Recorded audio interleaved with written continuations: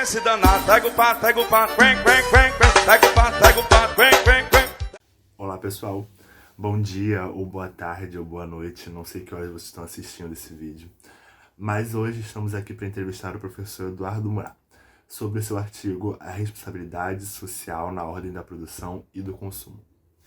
Quando nós pesquisamos o currículo Lattes do professor Murat, nós vimos que ele trata de muitos artigos sobre sustentabilidade, mas especificamente não é muito nossa área de interesse. Então decidimos debater sobre o papel da cultura nas estratégias de produção e aprofundar diversos desdobramentos do conceito de consumo para a compreensão do seu impacto na sociedade.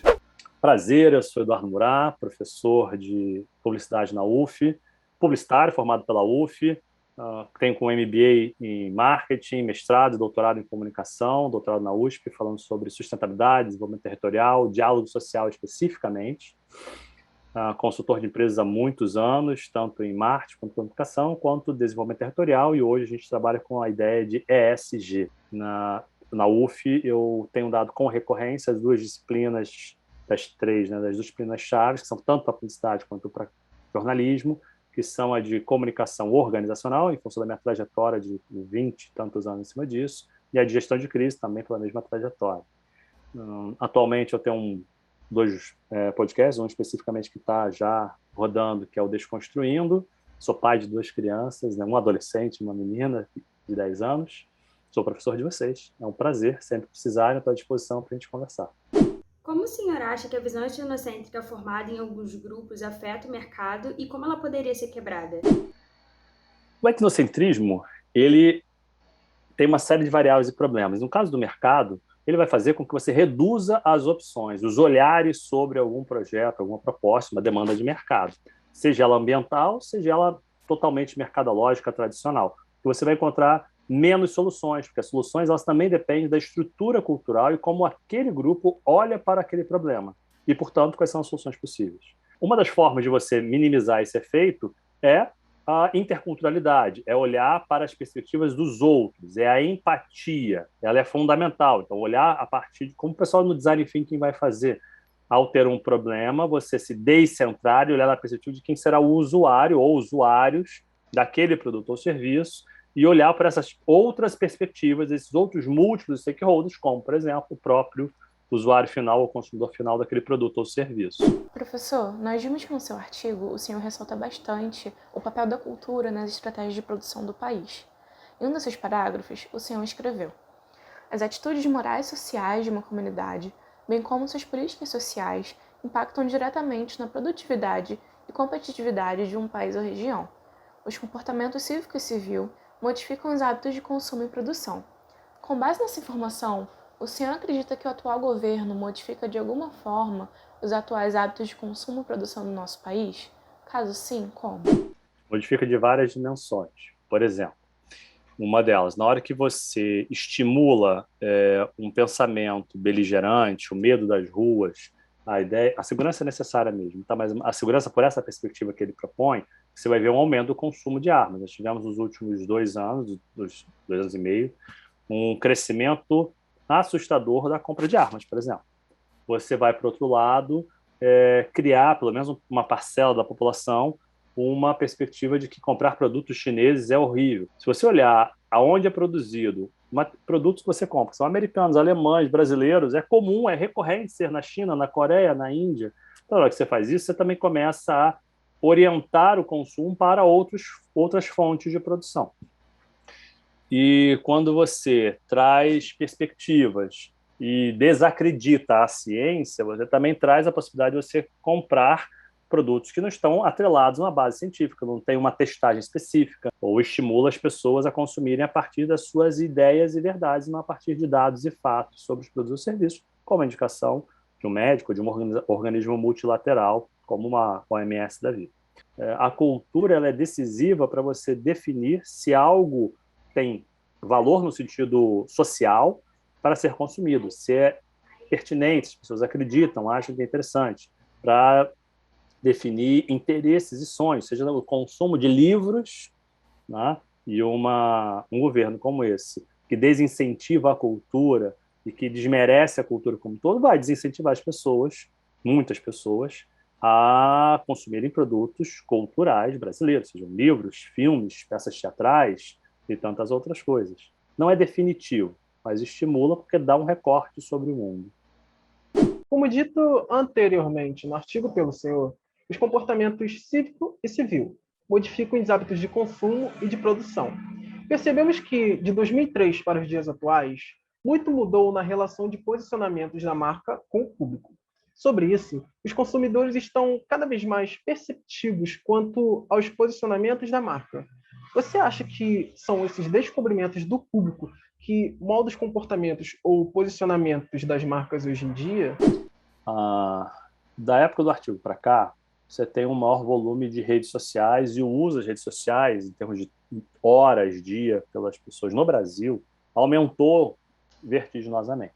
Então, por consequência, você tem mais pessoas opinando, fotografando, dando informações, reclamando sobre, ou elogiando, sobre produtos, serviços, pessoas, políticos, ideias. Então, isso constitui um caldo cultural, constitui um ambiente cultural distinto do que estava naquele momento do artigo. A gente, quando tem uma premissa, uma ideologia, algo no gênero, a gente transborda isso para todas as nossas atitudes. Se eu me entendo como cidadão do mundo, dar preferência aos produtos locais talvez não façam tanto sentido para mim. Se eu me entendo como brasileiro, carioca, tijucano, comprar um produto, numa época dessa com pandemia, da lojinha da minha rua, do meu bairro, da minha cidade, do meu país, faz parte dos meus valores e vou dar preferência a comprar aquilo. E com isso eu interfiro, mesmo que muito pouquinho, mas se eu e todo mundo da cidade do Rio de Janeiro fizermos a mesma coisa, eu interfiro economicamente naquela realidade, socialmente naquela realidade, até mesmo mentalmente.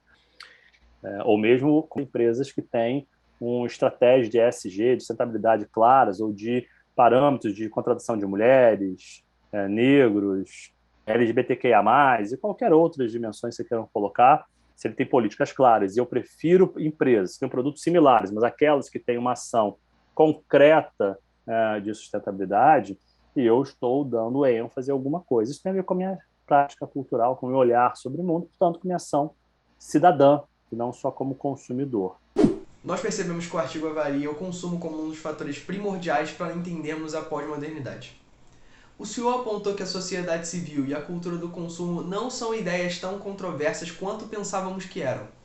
Assim, o senhor acredita que a cultura do consumo surgiu como um complemento da sociedade civil? Como os conceitos de indústria cultural e massificação se encaixariam nessa questão? A cultura do consumo ela não é um complemento da sociedade civil. Ela acontece em determinado momento da linha do tempo, lá na Revolução Industrial, talvez pudéssemos fazer um marco ali, talvez pode ser até antes, mas se fizermos esse marco na Revolução Industrial e no crescimento da urbanização, e ele sim, de uma certa forma, muito da sociedade, do mercado e algumas políticas estimulam, historicamente, o consumo, mais do que o estímulo à ação civil, à educação civil, né, que tem a ver com entender quais são as ideologias, quais são as políticas públicas, como afetam a mim e afetam ao todo. A gente vê um estímulo continuado a consuma, consuma, consuma. Ao consumir, você é alguma coisa. E não seja algo e consumo que seja pertinente ao que você deseja.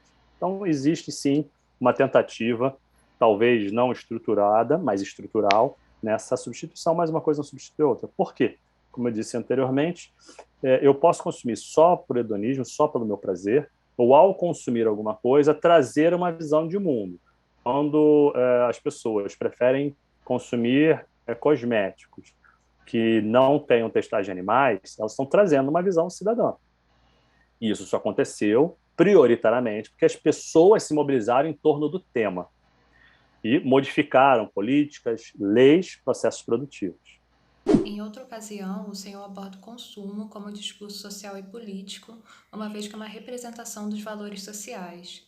Assim, tendo como base as atuais campanhas LGBTQIA+, na publicidade, que funcionam como uma forma de discurso social, o senhor realmente acredita que todas as empresas que adotam esse tipo de movimento realmente estão preocupadas com a representatividade, ou muitas delas se aproveitam desse discurso apenas para lucrar ainda mais?